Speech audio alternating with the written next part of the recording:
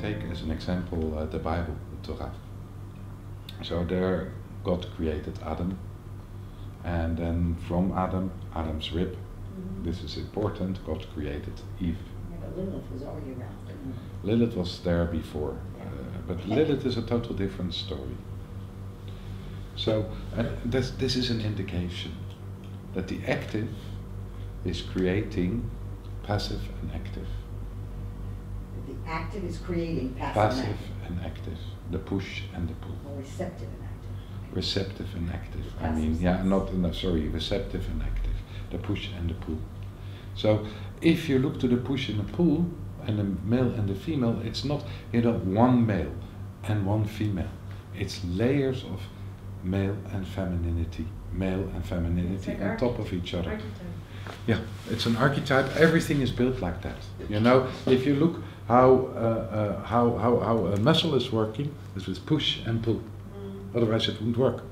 Or how we're moving, how our thinking is working, is push and pull. Every movement there's push and pull, the male and the female kind of, but it's many levels. It's many levels. But what is interesting to look at is,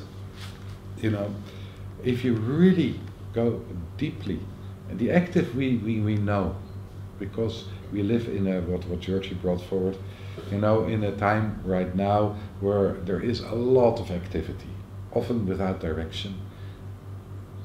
But if you really deeply look, for instance, in the more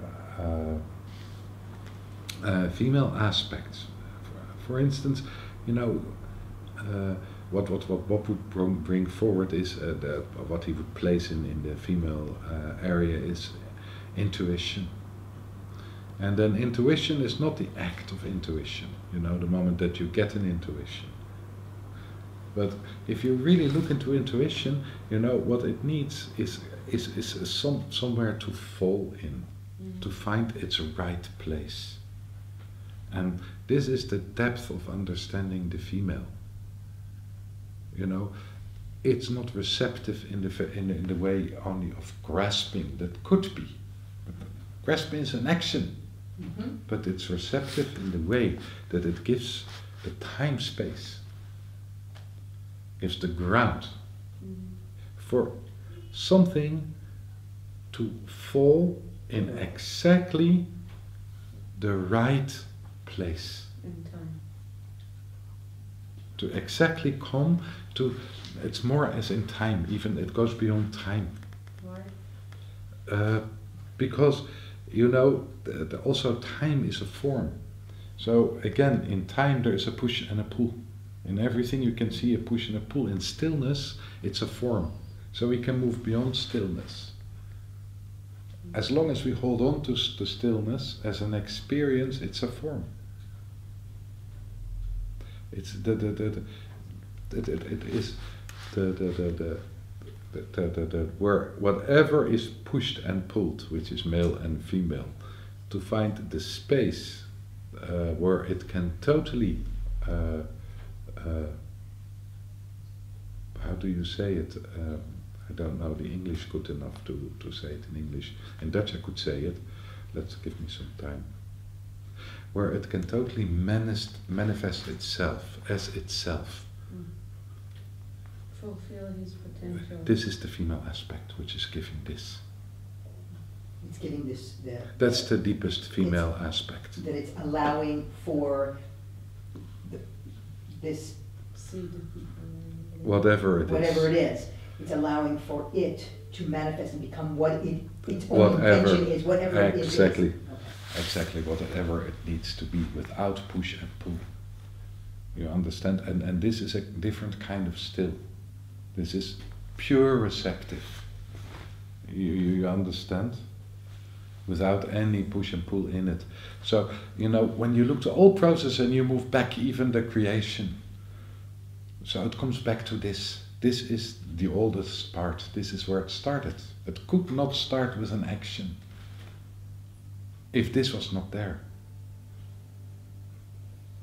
So that means if we move from layer to layer inside ourselves, to the depth, we move back and back in this receptive part of ourselves, this receptive layer.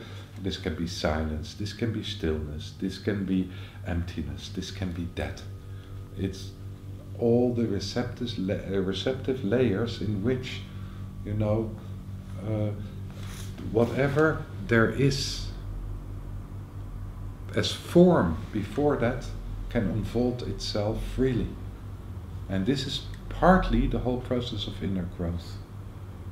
To move from receptive layer to receptive layer. And even the receptive layers we move into at a certain moments are states, are forms.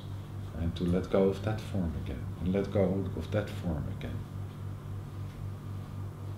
So that means, as far as I can see, is that this movement inside is a movement basically from to a deeper and deeper and deeper and deeper receptivity.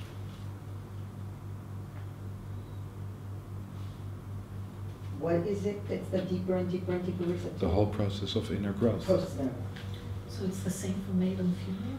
It's the same for male and female.